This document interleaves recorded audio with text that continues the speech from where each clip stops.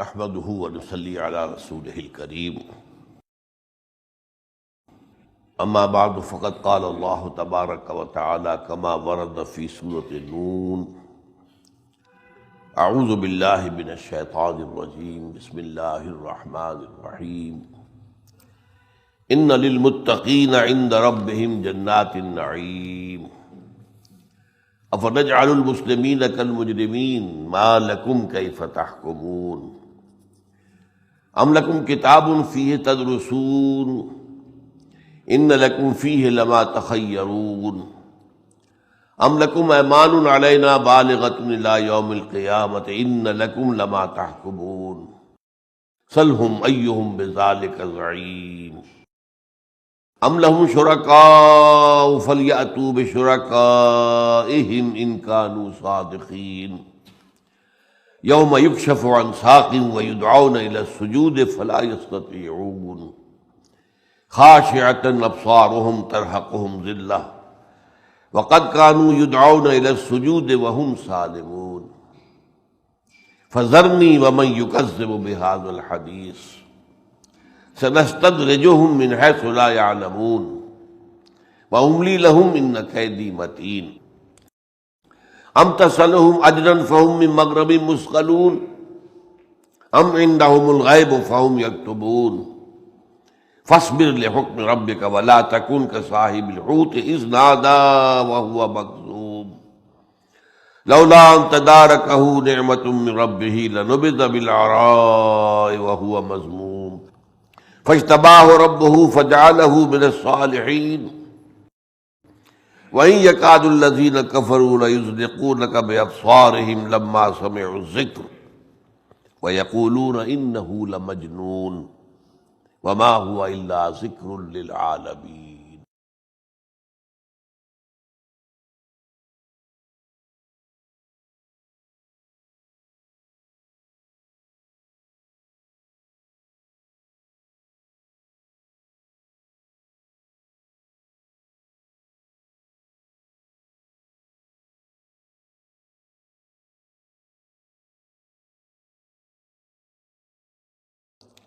آمین یا رب العالمین۔ آپ کے علم میں ہے کہ ہم اس وقت سورہ نون یا سورہ قلم کا مطالعہ کر رہے ہیں، اور یہ اصل میں اس سلسلہ گفتگو میں ہے کہ ابتدائی وحییں کون سی تھیں جو حضور صلی اللہ علیہ وسلم پر آئی ہے۔ تو یہ بات پھر ذہن میں تازہ کر لیجئے کہ سب سے پہلے وہی 5 آیات سورہ علق کی ابتدائی، البتہ اس کے بعد جو آیات ہیں وہ بعد میں شامل کر کے سورت بنائی گئی ہے۔ دوسری وہی سورہ نون یا سورہ قلم کی 7 آیات، لیکن اس کے بعد جو ہے آیات اور شامل کر کے یہ مکمل سورہ نون بنائی گئی ہے۔ اور اس میں نے عرض کیا تھا کہ ان تمام سورتوں میں 3 مضامین مشترک ہیں۔ آغاز میں تو خاص خطاب ہے حضور سے صلی اللہ علیہ وسلم، اقرأ بسم ربک الذی خلق یا نون والقلم وما یسطرون ما انت بنعمت ربک بمجنون۔ یہ خطاب ہے حضور سے صلی اللہ علیہ وسلم۔ دوسرا مضمون یہ ہے کہ جو حضور کے مخالفین تھے، ان میں سے جو نمایاں تھے، ان کے کردار نمایاں کیے گئے ہیں کہ وہ کس کردار کے لوگ ہیں۔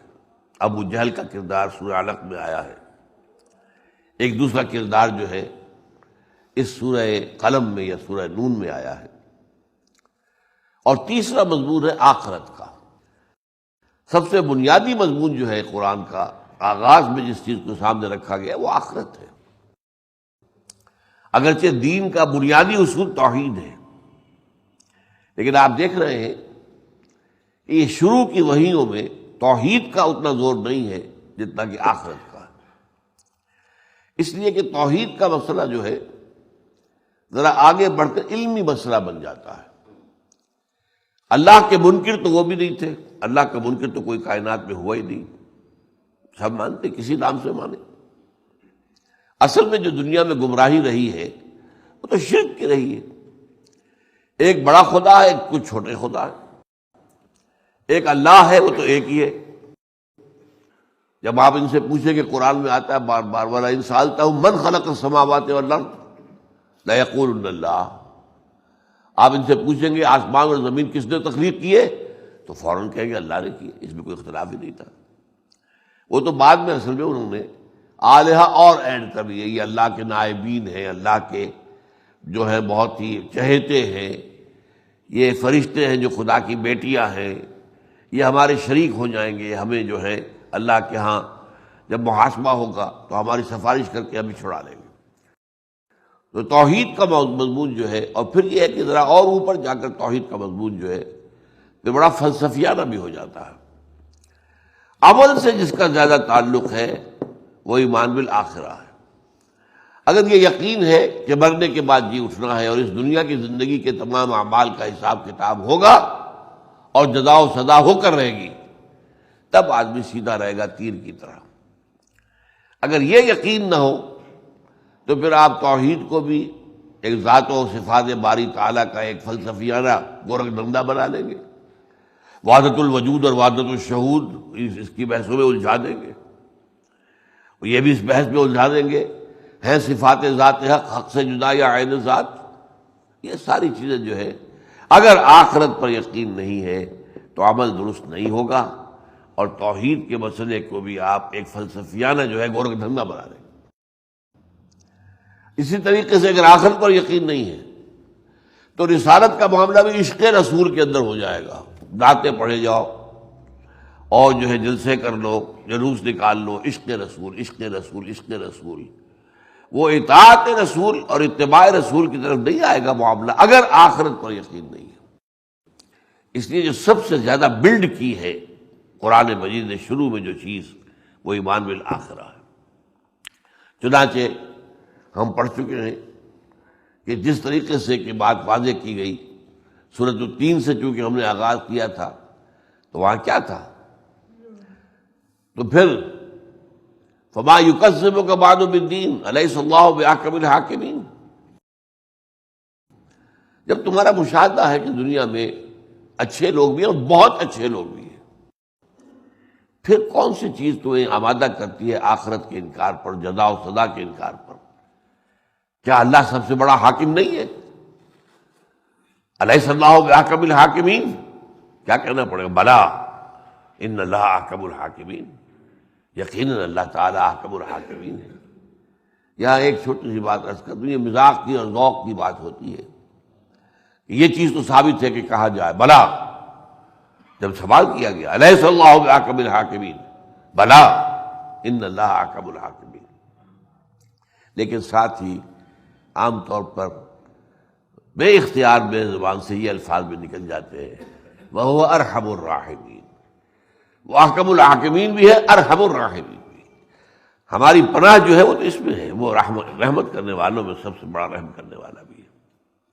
بہرحال اگر وہ احکم الحاکمین ہے تو کیسے ممکن ہے کہ وہ اپنے فرما بردار بندوں کو، نیکوکار بندوں کو جزا نہ دے اور اپنے غداروں کو، اپنے باغیوں کو سزا نہ دے؟ کیسے ممکن ہے؟ اس طریقے سے رفتہ رفتہ وہ بلڈ ہو رہا ہے معاملہ۔ اسی طریقے سے کلا ان الانسان لیطغی، یہاں پڑھ چکے ہیں سورہ علق میں۔ تمہارا مشاہدہ ٹھیک ہے، انسان جو ہے سرکشی پر آمادہ ہو ہی جاتا ہے۔ کیوں ہو جاتا ہے؟ اور راہ استغنا، وہ دیکھتا ہے اپنے آپ کو کہ کوئی سزا نہیں ملتی، کوئی پوچھ گچھ نہیں ہے، میں نے جھوٹ بولا، میری زبان پر چھالا بھی نہیں نکلا، میں نے جھوٹا حلف اٹھا لیا، کچھ نہیں ہوا مجھے، میں نے یتیم کا مال ہڑپ کر لیا، کچھ نہیں ہوا مجھے، کوئی پیٹ میں درد بھی نہیں اٹھا۔ کیونکہ یہ دنیا جو ہے، یہ عالم دنیا، یہ مادی قوانین کے اعتبار سے تو مکمل ہے، اخلاقی قوانین کے اعتبار سے نامکمل ہے۔ آپ سنکھیا کھائیں گے مریں گے، چاہے وہ آپ نے غلطی سے کھایا ہو، چاہے جان بوجھ کر کھایا ہو، چاہے کھا کے آپ پچھتا رہے ہو، کچھ بھی ہو جائے، اب تو مرنا ہے، کھایا آپ نے۔ وہ قانون تو لاگو ہے، وہ قانون اس کے اعتبار سے یہ دنیا مکمل ہے، مکتفی ہے، سیلف سفیشینٹ ہے۔ اخلاقی قانون کے اعتبار سے نہیں ہے۔ آپ بھلے کام کریں، پوری زندگی کرتے رہیں، ہو سکتا ہے آپ کو فاقے آتے رہیں۔ آپ ایک بات طے کر لیں، جھوٹ نہیں بولنا ہے، کاروبار نہیں چلے گا۔ ایک بات طے کر لے کوئی وکیل کی، جھوٹ نہیں بول دینا، بلوانا ہے، کوئی وکالت نہیں چلے گی اس کی، بھوکا مرے گا۔ لہذا قانون جو ہے یہ، ہاں آپ اخلاقی اقدار کو اٹھا کر پھینک دیں، پھر جو فارسی میں کہا جاتا ہے بے حیا باش و ہر خائی کن، ایک دفعہ حیا کا پردہ ہٹا دو، پھر جو چاہو کرو۔ حیا ہی نہیں رہی تو بے حیائی آ گئی، پھر ہو سکتا ہے کہ انلے تللے کرو، عیش کرو، دنیا میں تو یہ نظر آ رہا ہے۔ لہذا قانون اخلاقی کے اعتبار سے یہ دنیا نامکمل ہے۔ اور میں نے اس وقت واضح کیا تھا، یاد ہوگا، کہ ہم نے کوشش کی ہے دنیا کے نظام میں، یہ جو سارا پولیس ہے، پرچہ ہے، تھانہ ہے، کیا ہے، جیلیں ہیں، پھانسی کے گھاٹ ہے، کیوں ہے؟ تاکہ لوگ ڈریں کہ غلط اعمال کی ہمیں سزا بھی مل سکتی ہے، دنیا میں مل سکتی ہے، آگے چوری کے اوپر سزا مل سکتی ہے، قتل کرنے پر قتل ہو سکتا ہوں، پھانسی چڑھ سکتا ہوں۔ لیکن دنیا میں کیا ہوتا ہے کہ یہ قوانین پورے طور پر اپنے اثرات ظاہر نہیں کر سکتے۔ جو مقدمہ ہے وہ ثابت ہو تب کی بات ہے نا، وکیلوں کے قبضے سے نکلے تب کی بات ہے، ججوں کو خرید نہ لیا گیا ہو تب شاید صحیح راستہ نکلا ہے۔ پھر کیا سزا دے دیں گے؟ ایک بوڑھا آدمی جوان آدمی کو قتل کر دیتا ہے، کیا سزا ہو سکتی ہے؟ فرض کیجئے ٹھیک ہے، گواہیاں بھی مل گئی، مقدمہ چل گیا، فیصلہ ہو گیا، سیشن سے بھی سزا ہو گئی، ہائی کورٹ سے بھی ہو گئی، سپریم کورٹ سے بھی، تب بھی کیا کریں؟ پھانسی نہیں دیں گے نا؟ کیا اس کے جرم کے برابر سزا ہے؟ یہ بوڑھا آدمی تو کھا پی چکا، دنیا میں زندگی اپنی پوری جو ہے گزار چکا، عیش کر چکا، بچے اس کے پل بڑھ کر جوان ہو چکے ہیں، بلکہ خود بچوں والے ہو چکے ہیں۔ اور یہ جوان جس کو اس نے مارا تھا، اس کی کوئی نوجوان عورت جو ہے بیوہ ہوئی ہے، اس کے چھوٹے چھوٹے بچے یتیم ہوئے، جو نقصان اس خاندان کو پہنچایا ہے اس نے، کیا اس کے برابر سزا دینا ممکن ہے؟ ناممکن ہے۔ یہ ہماری لمیٹیشنز ہیں۔ اس اعتبار سے آخرت کا ہونا، کلا ان الانسان لیطغی ان رآہ استغنی ان الی ربک الرجعی، علاج یہی ہے کہ یقین ہو کہ اپنے رب کی طرف لوٹ کر جانا ہے، اور یہ لوٹ کر جانا کاہے کے لیے؟ سیاحت کے لیے، سیر کے لیے نہیں، جزا و سزا کے لیے۔ اب ہم نے دیکھا ہے سورہ نون کے اندر، یہاں پر بھی شروع میں حضور سے گفتگو ہوئی 7 آیتوں میں، اس کے بعد جو ہے پھر جو ہے ایک کردار سامنے آیا جو غالباً ولید بن مغیرہ کا ہے، واللہ عالم، کو مداحنت سے کام لے، کچھ اپنی منوائی ہے، کچھ ہماری مانی ہے، لیکن نہیں، اس پر سختی سے روک دیا گیا، فلا تطع المکذبین ودوا لو تدہن فیدہنون۔ پھر اس کردار کا نقشہ کھینچا گیا، پھر ایک تمثیل کے پیرائے میں سمجھایا گیا، دیکھو وہ باغ والوں کا معاملہ یاد کرو، باغ پورا پھلوں کے اوپر تھا، پھل لدا، وہ رات شام کو چھوڑ کر آئے تھے اس حال میں، اور رات کو جو ہے وہ طے کر رہے تھے بھائی صبح ضرور، دیکھو کئی دن سے اب دیر ہو رہی ہے، پھل اتارنا ہے، صبح چلنا ہے، جلدی چلنا ہے، اور جلدی چلنا ہے، اور اتنی جلدی چلنا ہے کہ وہاں کے فقراء وغیرہ کو اطلاع ہی نہ ہو، کہ وہ بھی خواہ آگے کھڑے ہو جائے کہ ہمیں بھی کچھ دیجیے، اور بڑے وہ اعتماد کے ساتھ جو ہے بڑھے۔ اور وہاں کیا ہوا تھا، رات کو کوئی اللہ کی طرف سے کوئی عذاب کا ایک پھیرا آیا اور باغ ختم، دیکھا یہ تو ہم کہیں راستہ بھول گئے، کیا ہوا، یہ وہ ہمارا باغ تو نہیں ہے جو ہم کل شام چھوڑ کر گئے تھے۔ پھر آیا خیال، واقعی ہم برباد ہو گئے۔ ان میں سے کوئی ایک اچھا بھی تھا جو کہا کرتا تھا، دیکھو اللہ کی تسبیح کیا کرو، حمد کیا کرو، اللہ کو یاد کیا کرو، جس کی طرف توجہ نہیں دیتے تھے۔ اب خیال آیا کہ بات اسی کی صحیح تھی، کذالک العذاب ولعذاب الآخرۃ اکبر لو کانوا یعلمون، ایسے عذاب آتا ہے اور آخرت کا عذاب بہت بڑا ہوگا۔ کیوں؟ یہاں تو ایک فصل خراب ہوئی، اگلی فصل ٹھیک ہو سکتی ہے نا، وہاں تو اس کا کوئی امکان نہیں، ایک دفعہ بربادی کا فیصلہ ہو گیا، وہ ابد الآباد تک کے لیے، پھر جہنم میں داخلہ ہوگا ہمیشہ ہمیشہ کے لیے۔ اب یہی مضمون آگے چل رہا ہے اس سورہ مبارکہ میں۔ اب جو ہے اس کے برعکس بات بتائی جا رہی ہے، عذاب کے برعکس کیا ہے؟ جزا۔ ان للمتقین عند ربہم جنات النعیم، یقیناً متقیوں کے لیے، جو لوگ اللہ سے ڈرتے رہتے ہوں، اللہ کی پکڑ سے، اللہ کے عذاب سے، اور بچتے رہیں اللہ کے احکام کو توڑنے سے، وہ متقی ہیں، بچنے والے۔ ان کے لیے ان کے رب کے پاس باغات ہیں نعمتوں والے۔ افنجعل المسلمین کالمجرمین ما لکم کیف تحکمون۔ اب دیکھیے وہی فلسفہ پھر آ گیا، کیا ہم اپنے فرما برداروں کو برابر کر دیں گے مجرموں کے؟ اگر آخرت نہیں ہے تو فرما بردار مجرم برابر ہو گئے، بلکہ مجرم نفع میں رہے۔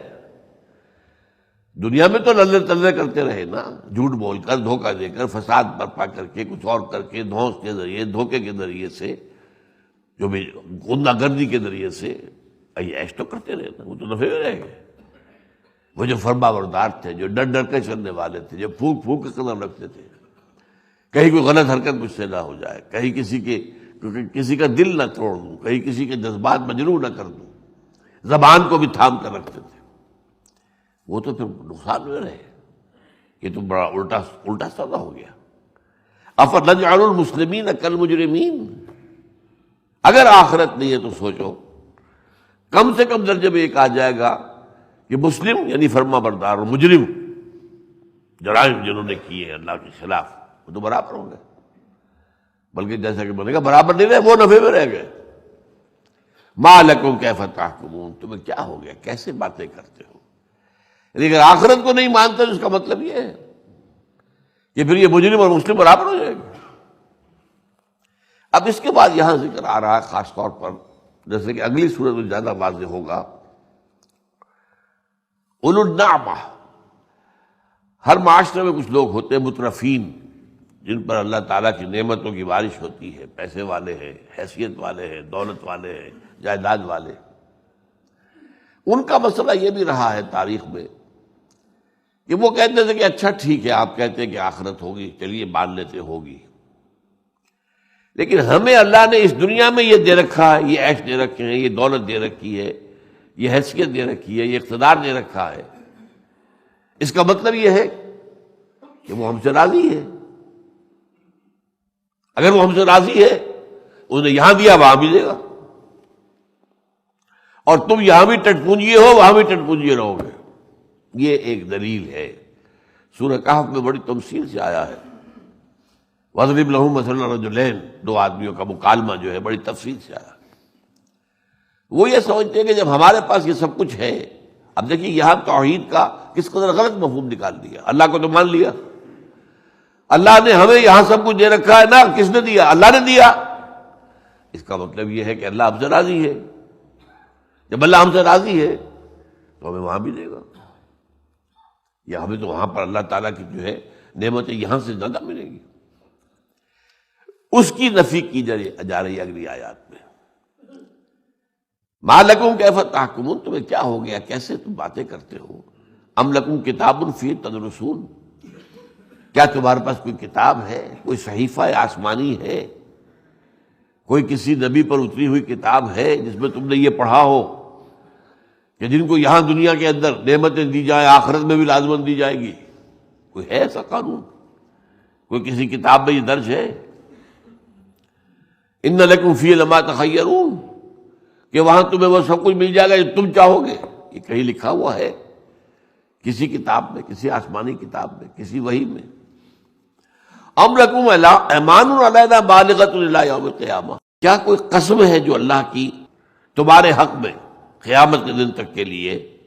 ان لکم لما تحکمون، کہ تمہیں سب کچھ مل جائے گا جو تم چاہو گے۔ وہ اللہ سے عہد لے رکھا ہے تم نے، وہ اللہ نے قسم اٹھائی ہوئی ہے تمہارے حق میں، جو تم چاہو گے تمہیں مل جائے گا۔ سلہم ایہم بذالک زعیم، اے نبی ان سے ذرا پوچھئے کون ہے کہ جو اس کی ضمانت دے سکے کہ ہاں اللہ کی قسم ہے اور اللہ نے عہد کیا ہوا ہے ہمارے ساتھ، اس نے دنیا میں ہمیں عیش دی ہے وہاں بھی دے گا۔ ام لہم شرکاء فلیاتوا بشرکائہم ان کانوا صادقین، کیا ان کے کوئی شریک ہیں جو ان کی سفارشیں کریں گے؟ اگر ہے تو پیش کریں اپنے اس شریکوں کو، اگر سچے ہیں۔ معلوم ہوا کوئی شریک نہیں ہے اس کائنات کے اندر، تو فیصلہ جو ہے آخری اللہ کا ہوگا، آخری فیصلہ اللہ کے ہاتھ میں ہوگا۔ یوم یکشف عن ساق ویدعون الی السجود، اب یہ قیامت کے دن کا کوئی مرحلہ ہے جس کی حقیقت کو ہم یہاں نہیں سمجھ سکتے، یہ متشابہات میں سے ہے۔ قرآن مجید میں یہ بات تو بہت کلیئرلی آئی ہے کہ میدان حشر اسی زمین پر ہوگا، یہاں ہوگا۔ وَجَاءَ رَبُّكَ وَالْمَلَكُ صَفًّا صَفًّا، اور اللہ تعالی اور فرشتے زمین پر نزول کریں گے، عدالت یہاں جمے گی۔ وہ جو کہتے ہیں فارسی میں قصہ زمین برسر زمین، یہاں کے معاملات یہیں طے ہوں گے زمین پر۔ اس زمین کے اوپر جو معاملہ ہونے والا ہے، اب اس میں سے مثلا ایک بات یہ بھی آتی ہے سورہ قیامہ میں، جب حشر کے میدان میں تمام انسان کھڑے ہوں گے تو جو اہل ایمان ہیں انہیں کسی درجے میں اللہ تعالیٰ کو دیکھنے کی ایک سعادت بھی حاصل ہوگی۔ اللہ تعالیٰ کی دیکھتے ہوئے وجوہ یومئذ ناظرۃ الی ربها ناظرہ ووجوہ یومئذ باسرۃ تظن ان یفعل بها فاقرہ۔ یہ ایسے ہوا کرتا ہے جیسے کہ ہائی اسکول کا آپ کو یاد ہوگا، امتحان ہوا ہے، اب آج نتیجہ جو ہے ڈکلیئر ہونا ہے، کھڑے ہوئے بچے سارے طالب علم، ابھی نتیجہ ڈکلیئر نہیں ہوا ہے لیکن طالب علموں کے چہرے پہ لکھا ہوا ہے نتیجہ۔ جسے فیل ہونا ہے اسے پتا ہے میں نے فیل ہونا ہے، جو کچھ نے کیا ہے اسے معلوم ہے۔ کچھ وہ ہے جنہیں پتا ہے کہ ہم نے پاس تو ہو ہی جانا، پر دیکھیں میں نمبر فرسٹ پہ آتا ہوں کہ نہیں آتا ہوں، کچھ ان کے چہرے ہیں۔ تو نتیجہ ڈکلیئر ہونے سے پہلے نتیجہ چہروں پر لکھا ہوا ہے۔ یہی معاملہ قیامت کے دن ہوگا کہ حشر میں جب لوگ کھڑے ہوں گے تو ان کے چہروں پر لکھا ہوگا وجوہ یومئذ مسفرۃ ضاحکۃ مستبشرہ، بہت سے چہرے اس روز ہوں گے روشن، مسکراہٹیں ہوں گی اس کے اوپر، اور وہ اچھی امیدیں رکھتے ہوں گے کہ اللہ تعالیٰ کی طرف سے آج ہمیں اعزاز اور اکرام کا معاملہ ہوگا، خلعتیں ملیں گی، ان کا دل بتائے گا۔ ووجوہ یومئذ، اور بہت سے چہرے ہوں گے جس دن کے علیہا غبرۃ ترہقھا قطرہ، جیسے غبار آلود ہے چہرے اور ان کے اوپر سیاہی مسلط ہو جائے۔ تو یہ نقشہ ہے جو مختلف اوقات میں، جو اب قیامت کا دن بہت لمبا دن ہے، اس میں مختلف قسم کے بیچ میں جو مراحل آئیں گے، ان میں سے ایک مرحلہ کوئی یہ ہے جس کا ذکر یہاں ہو رہا ہے۔ یوم یکشف عن ساق ویدعون الی السجود، جس دن کے کھولی جائے گی پنڈلی، اللہ کی پنڈلی۔ اب اس لیے میں نے کہا تھا متشابہات میں سے ہے، ہم نہیں جانتے کہ اس سے مراد کیا ہے۔ قرآن کہتا ہے ید اللہ تو ہے، کیسا ہے ید وہ ہم نہیں جانتے۔ وجہ اللہ ہے، چہرہ ہے اللہ کا، کیسا ہے ہم نہیں جانتے۔ اللہ کی ذات کے ساتھ ہمیں یہ ماننا پڑے گا، ید اللہ ہے، اور اللہ تعالیٰ کا وجہ اس کا چہرہ ہے۔ اسی طریقے سے یہ کوئی اللہ کی تجلی ہوگی خاص، کوئی جس کو کہا جا رہا ہے کہ پنڈلی کھولی جائے گی اور کہا جائے گا کرو سجدہ، تو جو دنیا میں سجدہ کرتے رہتے ہیں سجدے میں گر جائیں گے۔ جو یہاں اکڑ میں رہے تھے اب وہ چاہیں گے سجدہ کریں نہیں کر سکیں گے، ان سے سجدے کی توفیق سلب کر لی جائے گی،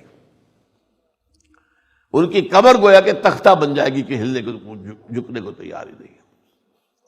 یہ گویا کہ ایک چھلنی لگے گی، جیسے ایک چھلنی جسے ہم کہتے ہیں پل صراط، ایک مرحلہ آئے گا قیامت کے دن کہ ایک بہت ہی تنگ پل کے اوپر سے گزرنا پڑے گا، اور اس کے نیچے جہنم ہوگی، وہ پل جو ہے جہنم کے اوپر ہوگا، اور انتہائی تاریکی ہوگی، کسی کے پاس روشنی نہیں ہوگی سوائے اس کے جس کے پاس ایمان اور عمل صالح تھا۔ وہ اپنی روشنی میں راستہ دیکھتے ہوئے گزر جائیں گے اور جنت میں داخل ہو جائیں گے۔ جن کے پاس وہ نور نہیں تھا، نہ نور ایمان نہ نور اعمال صالحہ، وہ ٹھوکریں کھائیں گے اور گر جائیں گے جہنم کے اندر۔ تو یہ مختلف جگہوں پر یوں سمجھیے یہ چھلنیاں لگائی جائیں گی تاکہ علیحدہ علیحدہ کر دیا جائے، اہل ایمان اہل نفاق علیحدہ ہو جائیں۔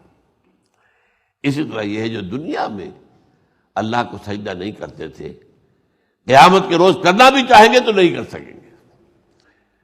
یوم یکشف عن ساق ویدعون الی السجود فلا یستطیعون خاشعۃ ابصارہم ترہقہم ذلہ، ان کی نگاہیں جھکی ہوئی ہوں گی ذلت کی وجہ سے، اور ان کے چہروں کے اوپر جو ہے وہ ذلت چھائی ہوئی ہوگی۔ وَقَدْ كَانُوا يُدْعَوْنَ إِلَى السُّجُودِ وَهُمْ سَالِمُونَ، اور یہ پکارے جاتے تھے سجدے کے لیے جبکہ یہ صحیح و سالم تھے، دنیا میں صحیح تھے۔ حی علی الصلاۃ حی علی الفلاح، پکار آتی تھی، نہیں جاتے تھے، نہیں سجدہ کرتے تھے۔ اب جبکہ وہاں پر وہ صحیح و سالم تھے، وَهُمْ سَالِمُونَ وَقَدْ كَانُوا يُدْعَوْنَ إِلَى السُّجُودِ وَهُمْ سَالِمُونَ، جب وہ وہاں صحیح و سالم ہوتے ہوئے انہوں نے سجدہ نہیں کیا تھا، آج یہاں انہیں سجدے کی توفیق نہیں ملے گی۔ اب آئے وہی معاملات مخالفت کرنے والے۔ اب جیسا کہ میں نے عرض کیا، یہ بعد میں مختلف مراحل پر جو آیات نازل ہوئی ہیں وہ جمع کی گئی، یہ زیادہ اگلا مرحلہ ہے جبکہ اختلاف کی بھٹی دہک گئی تھی۔ فَذَرْنِي وَمَن يُكَذِّبُ بِهَذَا الْحَدِيثِ، تو اے نبی چھوڑیے مجھ کو اور ان کو جو میری اس بات کا انکار کر رہے ہیں۔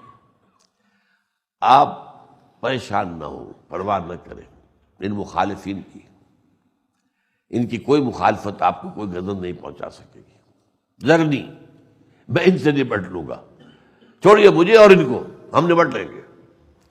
فَذَرْنِي وَمَن يُكَذِّبُ بِهَذَا الْحَدِيثِ، هذا الحدیث یہ قرآن، فَبِأَيِّ حَدِيثٍ بَعْدَهُ يُؤْمِنُونَ، سورۃ المرسلات کی آخری آیت۔ یہ حدیث اللہ ہے، جسے ہم حدیث کہتے ہیں وہ حدیث الرسول ہے، وہ رسول کا کلام ہے، اور یہ اللہ کا کلام ہے۔ تو حدیث تو ہے، وہ بھی حدیث یہ بھی حدیث، وہ حدیث رسول کی، حدیث الرسول، یہ حدیث اللہ۔ فَذَرْنِي وَمَن يُكَذِّبُ بِهَذَا الْحَدِيثِ سَنَسْتَدْرِجُهُم مِّنْ حَيْثُ لَا يَعْلَمُونَ، یہ ایک بہت اہم لفظ ہے، استدراج، درجہ بدرجہ کسی کو لے آنا۔ ہم انہیں درجہ بدرجہ لے آئیں گے جہاں سے کہ انہیں پتہ بھی نہیں چلے گا۔ ایک مجرم سمجھتا ہے میں تو چھوٹ گیا، مجھے سزا نہیں ہوئی، اسے یہ پتہ نہیں کہ کوئی اور سزا جو ہے اللہ کی طرف سے اس کے لیے لکھ دی گئی ہے۔ وہ اپنی جگہ مطمئن ہے، اور دنیا میں ایسا بھی ہوتا ہے کہ غلط کاروں کو اللہ یہاں پر نعمتیں دیتا ہے، وہ سمجھتے کہ ہم تو ٹھیک ہیں، تبھی تو اللہ ہم پر نعمت کر رہا ہے۔ پھر دیکھیے وہی بات جہاں سے میں نے آج بات شروع کی تھی، ایمان باللہ کے ایک غلط معنی بھی توڑ کر مروڑ کرنے کے لیے جا سکتے ہیں۔ میں ساری حرام خوریاں کر رہا ہوں اور مجھ پر اللہ کی کوئی پکڑ نہیں آئی، اس سے دلیل بنا لیا اپنی غلط روش کے لیے، اس کا مطلب میں ٹھیک کر رہا ہوں، اللہ ہے نا، اللہ نے مجھے نہیں پکڑا نا، کیا مطلب ہے، میں ٹھیک ہوں۔ تو سنست استدراج، آدمی چل رہا ہے غلط راستے پر، لیکن اسے کچھ دنیاوی اعتبار سے کامیابیاں حاصل ہوتی چلی جا رہی ہیں، وہ اور پختہ ہو رہا اور پختہ ہو رہا اور پختہ ہو رہا۔ یہ اصل میں ڈھیل ہے جو اللہ کی طرف سے ہے۔ جیسے آپ کو معلوم ہے کہ آپ مچھلی کا شکار کرتے ہیں، کانٹا پھنس گیا تو اب آپ ڈھیل چھوڑتے ہیں، آپ ڈوری لمبی کرتے ہیں، کہاں تک جائے گی؟ وہ جو کانٹا تو پھنسا ہوا ہے، کہاں جائے گی؟ خام خواہ آپ نے زور دے کر کھینچا تو ممکن ہے کانٹا ہی نکل جائے، ذرا سا نقصان ہی اس کا ہوگا نا، اندر سے کوئی زخم ہو جائے گا، کانٹا نکل جائے گا۔ لہذا ڈھیل دے، یہ اللہ ڈھیل دیتا ہے۔ املی نہ ہوں من کیدی متین، میں انہیں مہلت دیتا ہوں اور دیتا ہوں اور دیتا ہوں، اور وہ اور سرکش ہو جاتے اور سرکش ہو جاتے اور سرکش ہو جاتے. اس کا نام استدراج ہے. سنستدرجہم من حیث لا یعلمون واملی لہم میں انہیں امیدیں دلاتا ہوں. ان کیدی متین، میری چال بہت مضبوط ہے، یہ میری پکڑ سے نکلنے والے نہیں ہیں. آپ کو پتا ہے مچھلی میں آپ کا کانٹا لگا ہوا کہاں جائے گی؟ 2 رسی لمبی کرو رسی، خود بخود جب اس کی ریزسٹنس کم ہو جائے گی اب آپ کھینچ لیجیے، اب اس کے لیے وہ طاقت نہیں دے رہی ہے. وَأُمْلِي لَهُمْ إِنَّ كَيْدِي مَتِينٌ أَمْ تَسْأَلُهُمْ أَجْرًا فَهُمْ مِنْ مَغْرَمٍ مُثْقَلُونَ. ابھی دیکھیے کس طریقے سے یہ جو میں نے بات پہلے بہت عرصے پہلے کئی مرتبہ بیان کیا کہ قرآن مجید کا اسلوب ہے خطابت کا. ایک خطیب ہے تقریر کر رہا ہے، اب اس کے داہنی طرف بھی کچھ لوگ ہیں، بائیں طرف بھی ہے، سامنے کبھی ادھر متوجہ ہوتا ہے کبھی ادھر متوجہ ہوتا ہے. کبھی ایسا بھی ہوتا ہے کہ جو موجود نہیں ہے اس کو حاضر فرض کر کے خطاب شروع کر دیتے ہیں. مشرف کہیں بیٹھا ہوا تھا، بیٹھا ہوا بنکر میں، جس کو کہتے ہیں صدارتی بنکر، پریزیڈنشل بنکر، اور یہاں جو ہے خطیب کھڑا کہ زرداری تم یہ کر رہے ہو، یہ غلط. بھائی کہاں زرداری، کس سے خطاب کر رہے ہو؟ تو غائب کو فرض کر کے کہ وہ حاضر ہے گفتگو ہوتی ہے خطاب کے اندر، اور کبھی جو حاضر ہے انہیں غائب سمجھ کر گفتگو ہوتی ہے. ام تسألہم اجرا فہم من مغرم مثقلون. اے نبی کیا آپ ان سے کوئی اجرت مانگ رہے ہیں؟ یہ جو تبلیغ آپ کر رہے ہیں، دعوت دے رہے ہیں، اللہ کا پیغام پہنچا رہے ہیں، تو آپ نے کوئی مجرت طلب کی ہے کہ ان کے اوپر بوجھ پڑ گیا ہے اس سے بھاگ رہے ہیں کہ ہمیں تو بہت بڑا سا اس کے اوپر محنتانہ دینا پڑ جائے گا، بڑی فیس دینی پڑ جائے گی؟ کوئی عام لیکچرر آتا ہے کسی خاص موضوع کے اوپر ٹریننگ دینے کے لیے کتنی بڑی فیس لیتا ہے. ام تسألہم اجرا فہم من مغرم مثقلون. کیا آپ نے ان سے کوئی اجرت طلب کی ہے کہ جس کے تاوان کے نیچے یہ دب گئے ہیں؟ ام عندہم الغیب فہم یکتبون. یا کیا ان کے پاس غیب کا کوئی علم ہے جسے وہ لکھتے ہوں؟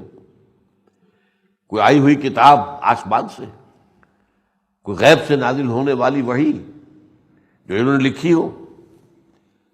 فاصبر لحکم ربک ولا تکن کصاحب الحوت. اب یہ آخری حصہ آ گیا ہے سورت کا. تو اے نبی صبر کیجئے اپنے رب کے فیصلے کے لیے. صبر کے بعد جب لام آ جائے تو اس کے بعد ہوتے انتظار کیجئے. فاصبر لحکم ربک، آپ اپنے رب کے فیصلے کا انتظار کیجئے. ولا تکن کصاحب الحوت، اور دیکھیے اس مچھلی والے کے مانند مت ہو جائیے گا. یہ میں نے شروع میں آپ کو بتایا تھا کہ نون کے معنی عربی زبان میں مچھلی کے بھی ہیں. لکھا جاتا تھا اس کو اس طریقے سے، نون ایک کرو اور ایک طرف نقطہ، وہ آنکھ مچھلی کی، جو ایبسٹریکٹ آرٹ کے اندر آج بھی وہی شکل اختیار کی جاتی ہے. پھر یہ کہ آپ کو معلوم ہے کہ ہمارے ہاں پنجابی میں نون نمک، اب نون کا ایک معنی نمک سے، نون سے شروع ہوا ہے نا، تو نمک کو بھی نون کہہ دیں. اس طرح مچھلی کے لیے لفظ نون ہے. ذنون سورہ انبیاء میں آیا، یہ مچھلی والا، اور یہاں اس نے صاف کہہ دیا کہ صاحب الحوت، حوت مچھلی. ان سے مراد کون ہے؟ یہ حضرت یونس علیہ السلام. اللہ تعالیٰ کے تقریباً 313 یہ آتا ہے روایات میں جو رسول آئے ہیں دنیا میں، 1.25 لاکھ انبیاء، 313 رسول. ان میں سے یہ واحد رسول ہیں جن سے ایک خطا ہو گئی. گناہ نہیں، معصیت نہیں، خطا جسے کہتے ہیں، وہ میرا نشانہ خطا ہو گیا، اس میں آپ کا قصور نہیں ہوتا، بس نشانہ خطا ہو گیا. قتل خطا، آپ کسی کو قتل کرنا نہیں چاہتے تھے، آپ نے تو ہرن کے اوپر گولی چلائی تھی، وہ درمیان میں کوئی کسان بیٹھا ہوا تھا، اس کو لگ گئی. تو یہ آپ کا انٹینشن نہیں تھی، قتل خطا ہے، قتل عمد اور قتل خطا. وہ خطا کیا ہو گئی تھی کہ قانون یہ ہے رسولوں کے ضمن میں اللہ کا، یہ رہا ہے نہیں کہنا چاہیے کہ اب تو رسالت کا سلسلہ بند ہے. جب کسی رسول کو بھیجیے جاؤ ادھر، اذهب الى فرعون انه طغى، جاؤ یا جاؤ فلاں بستی کی طرف، اب وہ وہاں سے ہل نہیں سکتا تھا جب تک کہ اللہ کی طرف سے اجازت نہ ہو، ایکسپریس پرمیشن کہ ہاں اب تم جا سکتے۔ وہ اپنے ساتھیوں کو اجازت دے سکتا تھا کہ جاؤ تم جا کر دو، تم ہجرت کر لو، چلے جاؤ۔ آپ کو معلوم ہے مکی دور کے اندر تقریباً وسط میں حضور نے صحابہ کو اجازت دے دی کہ اب یہاں کا جو پرسیکیوشن ہے، جو تشدد ہے، جو ٹارچر ہو رہا ہے تم پر، اگر برداشت نہیں ہو رہا ہے تو جاؤ حبشہ چلے جاؤ، وہاں ایک عادل حکمران ہے، نجاشی ہے، نیگوس، تم وہاں جا کے پناہ لے لو۔ لیکن رسول نہیں ہل سکتے، رسول تو جب تک کہ اللہ کی طرف سے ایکسپریس پرمیشن نہیں آئے گی، yes you can leave now, اس طرح سے نہیں۔ چنانچہ ہجرت مدینہ کے موقع پر بھی یہ ہوا کہ حضور نے صحابہ سے کہہ دیا جاؤ ہجرت کرو مدینہ کی طرف، خود نہیں۔ آپ نے وہ سارا قصہ پڑھا ہوگا سیرت کے اندر، حضرت ابوبکر پوچھ رہے ہیں بار بار حضور اجازت آ گئی، نہیں آئی، ابھی نہیں آئی، ابھی نہیں آئی، ابھی نہیں آئی۔ ایک روز اچانک دیکھا حضرت عائشہ نے کہ حضور جو ہے دوپہر کے وقت کو، جو عرب کے اندر بڑی غیر معمولی بات ہے، دوپہر کے وقت وہاں نہ کوئی ملاقات کے لیے جاتا ہے، نہ کوئی کاروبار، بازار بند، سب چیز کا دفتر بند، سب بند۔ ظہر عصر کے مابین ان کا قیلولے کا وقت ہے، کھانا کھائیں گے قیلولہ کریں گے، یہ ان کی عادت ہے، کلچر ہے ان کا۔ دوپہر کے وقت جو ہے حضور نے اپنے چہرے کو سر کوئی کپڑے میں چھپایا ہوا چلے آ رہے ہیں، آئے، کہا ذرا یہاں سے ہٹا دو، اور حضرت ابوبکر نے فرمایا کون ہے؟ حضرت عائشہ سے نکاح تو ہو چکا تھا، یہ تو آپ کی اہلیہ ہے، آپ کی، وہ آئیے۔ آئے اور آتے کہا کہ ابوبکر اجازت آ گئی ہے۔ اب حضرت ابوبکر بہت خوش ہوئے، بڑی خوشی، اور بڑے ہی یوں سمجھیے کہ امید والے پہلو کے ساتھ کہ آج مجھے شاباش ملے گی۔ عرض کیا حضور میں نے 2 اونٹنیاں تیار کر رکھی ہیں، خوب کھلا پلا کے خوب موٹی کر رکھی ہے، طاقتور، تاکہ سفر میں ہمیں کام دے۔ حضور نے سوچا، ہاں ٹھیک ہے، ایک میں استعمال کروں گا لیکن میں اس کی قیمت ادا کروں گا۔ حضرت ابوبکر رو پڑے کہ حضور مجھ سے بھی یہ مغایرت برت رہے ہیں آپ، میں نے کوئی چیز رکھی ہے آپ سے بچا کر؟ آپ نے ذرا اشارے پر حضرت عائشہ کے لیے تو حضور کی اپنی ایک خواہش ظاہر کی تھی نا، بیٹی بھی کم سن، آپ کے ذرا سے اشارے پر مجھے حاضر کر دی۔ لیکن یہ کہ حضور کے اندر جو تھی، آپ کے اندر عزت نفس اس درجے کی تھی کہ حتی الامکان کسی کا احسان نہ دیا جائے۔ بہرحال حضرت یونس علیہ السلام جو ہے یہ بھیجے گئے ہیں نینوا، یہ اصل میں عراق کا بالکل شمالی حصہ جو اس کا ایک شہر ہے، اور یہ دجلہ کے کنارے پر ہے۔ وہاں کی قوم جو تھی ان کی طرف حضرت یونس علیہ السلام کو بھیجا گیا، انہوں نے دعوت دی، حق ادا کر دیا، اتمام حجت کر دیا، قوم کفر پر اڑی رہی، اس انتہا تک پہنچ گیا کہ اب عذاب آ کر رہے گا، اور عذاب کے آثار بھی شروع ہو گئے۔ لیکن حضرت یونس کو ابھی اجازت نہیں آئی تھی، ایکسپریس پرمیشن نہیں آئی تھی کہ آپ چھوڑ کر چلے جائیں، اس کا اجازت کیے بغیر وہ چلے گئے کہ یہ ناہنجار قوم تو برباد ہو کر رہے گی، میں جاتا ہوں۔ یہ خطا تھی جس پر پکڑے گئے، یہ واحد رسول ہیں جن سے یہ خطا ہوئی ہے، یہ کوئی گناہ نہیں ہے، کوئی جرم نہیں ہے، کوئی معصیت نہیں ہے، ایک غلط اندازہ ہے، لیکن اس کے اوپر اللہ نے پکڑا ہے۔ یہ کشتی میں سوار ہو کر چلے، وہ کشتی ڈگمگانے لگی، ان لوگوں کا یہ خیال ہوتا تھا کہ اگر کشتی میں کوئی بھاگا ہوا غلام ہو، وہ سوار ہو، تو کشتی جو ہے ڈوبنے لگتی ہے۔ آقا اس زمانے آپ کو معلوم ہے آقا اور غلام کا رشتہ جو ہوتا تھا کہ اگر غلام جو ہے آقا کا نافرمان بھاگ کر نکل آیا ہے تو انہوں نے جو بھی اس کے لیے ایک مختلف طریقوں سے وہ اندازہ کیا، قرآن اندازی کی، کون ہے وہ غلام؟ تو نام ان کا نکل آیا، انہیں اٹھا کر انہوں نے پھینک دیا سمندر نہیں، دریا. یہ سمجھیے دریائے دجلہ اور دجلہ فرات، یہ دونوں نیچے آ کر جب مل جاتے ہیں بہت بڑا دریا بن جاتا ہے. شط العرب، بہت گہرا، وہ چھوٹا سمندر ہے. یہ وہاں سے جب تو اس میں کودے ہیں پانی میں تو معلوم ہوتا ہے کہ کسی وھیل مچھلی نے انہیں نگل لیا. فَالْتَقَمَهُ حُوتٌ، تو نگل لیا اسے ایک مچھلی نے. مچھلی چھوٹی بھی ہوتی ہے، مچھلی وھیل مچھلی بھی ہوتی ہے، 50 فٹ لمبی اور 100 فٹ لمبی مچھلیاں، وھیل مچھلیاں. ان کے پیٹ کیا ہوتے ہیں، وہ تو سٹوریج ہوتا ہے، تو اس کے اندر انہیں نگل لیا گیا. وہ مچھلی کہیں شط العرب سے ہو کر پھر آئی ہے یہ علاقہ جو سارا گلف کا ہے اس کو گزر کے، اور ہمارا ساحل بلوچستان کے اوپر آئی ہے.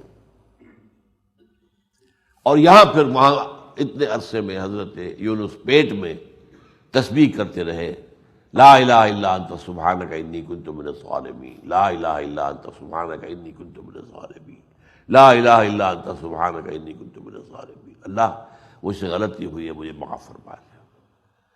تو اس مچھلی نے آ کر اگل دیا ساحل کے اوپر. اس کی تحقیق اصل میں کیونکہ قرآن مجید میں جو سورہ انبیاء میں آیا ہے وہ یہ ہے کہ جب ظاہر بات ہے کہ مچھلی کے پیٹ میں رہے ہیں تو ان کی کھال گلی ہوئی تھی، جو بھی صورت ہے بہت سقیم حالت میں تھے، بہت یوں سمجھیے مریض حالت میں تھے، پیٹ میں رہے مچھلی کے. تو کوئی وہاں پر جو بھی ڈائجسٹو جوسز ہیں مچھلی کے، انہوں نے کوئی نہ کوئی کام تو دکھایا ہوگا نا. تو اس حالت میں جب ہوتا تو اللہ تعالیٰ فرماتے ہیں کہ ہم نے اس کے اوپر انبتنا علیہ شجرۃ من یقطین، یقطین کا پودا اگا دیا ان کے اوپر. اب اس کی تحقیق کی تھی کہ تھے مولانا احمد الدین مارہروی، یہ انسپیکٹر آف اسکول رہے تھے بلوچستان میں. انہوں نے مجھے خط لکھا تھا کہ میں یہاں آیا ہوں اور میں نے یہاں دیکھا ہے کہ یہاں ایک خاص قسم کا پھل ہوتا ہے، ایک بیل میں لگتا ہے، اسے اگین کہتے ہیں، اگین. اس کی عجیب صفات ہیں. اس کے پتوں میں کوئی ایسی کیفیت ہے کہ کوئی کیڑے مکوڑے آس پاس نہیں آ سکتے.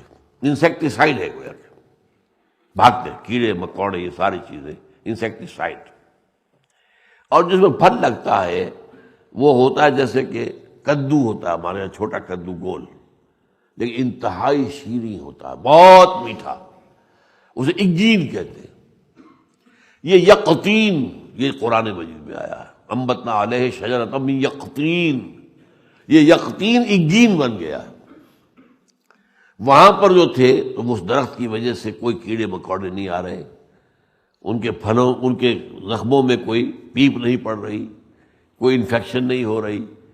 گویا کہ جو اینٹی سیپٹک یہ ساری چیز جو ہے وہ خود بخود درخت کی وجہ سے، وہ بیل جیسے خربوزے کی بیل ہوتی ہے ویسے بیل تھی. اور بڑے بڑے پتوں نے ڈھانپ بھی لیا کہ سورج بھی کچھ نہیں کہہ رہا، سایہ بھی ہے، اور وہ اس کا پھل جو ہے یقطین کھا رہے ہیں. بہرحال اس کے بعد اللہ تعالیٰ نے انہیں صحت دی، پھر انہوں نے دوبارہ جو ہے بھیجا ہے، پھر اپنے فریضہ رسالت کے اوپر ان کو معمور کیا ہے. اس کی مثال دے رہے ہیں.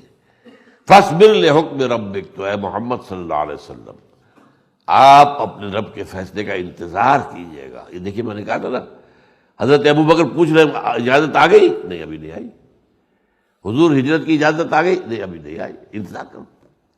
فاصبر لحکم ربک ولا تکن کصاحب الحوت، اور اس مچھلی والے کے مانند مت ہو جائیے، اذ نادا وہو مکظوم، جبکہ اس نے ہمیں پکارا تھا، لا الہ الا انت سبحانک انی کنت من الظالمین. سورہ انبیاء کے اندر وہ آیت جو ہے وہ آپ کو معلوم ہے کہ وہاں پر دی گئی ہے.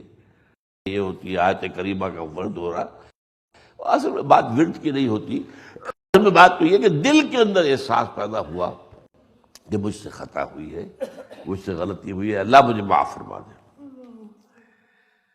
اذ نادا وہو مکظوم لولا ان تدارکہ نعمۃ من ربہ لنبذ بالعراء وہو مذموم.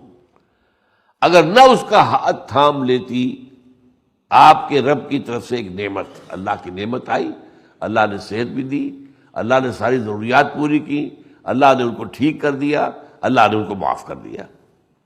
اگر یہ نہ ہوتا تو وہ تو پھر پھینک دیے گئے تھے، ایک چٹیل میدان میں الٹ دیا تھا، ویل نے تو اگل دیا تھا چٹیل میدان کے اندر، ڈال دیا تھا ان کو، اور وہ بہت ہی بدحالی میں تھے۔ فاجتباہ ربہ فجعلہ من الصالحین، تو پھر انہیں اللہ نے، ان کے رب نے پھر دوبارہ پسند کیا اور برگزیدہ کیا، اور یہ کہ انہیں ہم نے اپنے صالح بندوں میں سے بنا دیا۔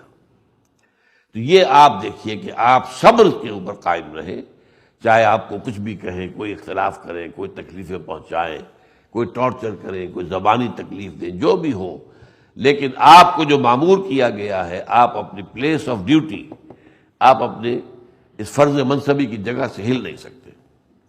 وَإِن يَكَادُ الَّذِينَ كَفَرُوا لَيُزْلِقُونَكَ بِأَبْصَارِهِمْ لَمَّا سَمِعُوا الذِّكْرَ وَيَقُولُونَ إِنَّهُ لَمَجْنُونٌ، کہ وہ لوگ کیا کرتے تھے کہ جو یہ کاہن قسم کے لوگ ہوتے ہیں، عملیات کرتے ہیں لوگوں پر اثر انداز ہونے کے لیے، اور خاص طریقوں سے اپنی آنکھ کے اندر کوئی طاقت وہ پیدا کرتے ہیں اور گھور کر دیکھتے ہیں، تو اس سے لوگوں کے، جس کو کہتے ہیں چھکے چھوٹ جانا، آدمی کی قوت مزاحمت جو ہے، قوت مقاومت جو ہے وہ، اور جو مخالفت کا اور کھڑے رہنے کا استقامت کی جو طاقت ہوتی ہے، جو ول پاور ہے، وہ ختم ہو جاتی ہے۔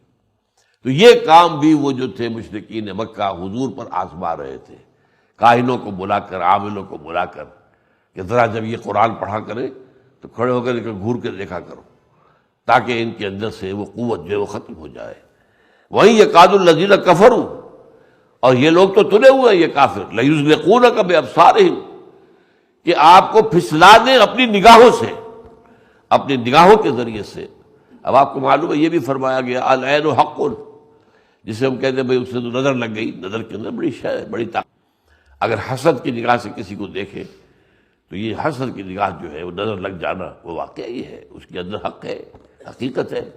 جیسے جادو میں حق ہے، سحر حق ہے، ایسے نظر لگ جانا حق ہے۔ اسی طرح یہ نظر لگانا، اس کا میں نے آپ کہا یہ فن تھا ایک۔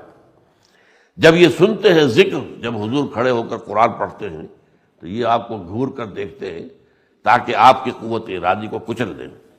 وَيَقُولُونَ، اور کیا کہتے ہیں، إِنَّهُ لَمَجْنُونٌ، مجنون ہے، وَمَا هُوَ إِلَّا ذِكْرٌ لِلْعَالَمِينَ، اور یہ نہیں ہے مگر تمام جہان والوں کے لیے یاد دہانی ہے، نصیحت ہے، مجنون نہیں۔ اب دیکھیے یہ جہاں ختم ہو رہی ہے سورت، شروع وہیں سے ہوئی تھی، نون والقلم وما یسطرون ما انت بنعمت ربک بمجنون، اور ختم بھی ہو رہی ہے، وہ کہتے ہیں یقولون انہ لمجنون وما هو الا ذکر للعالمین۔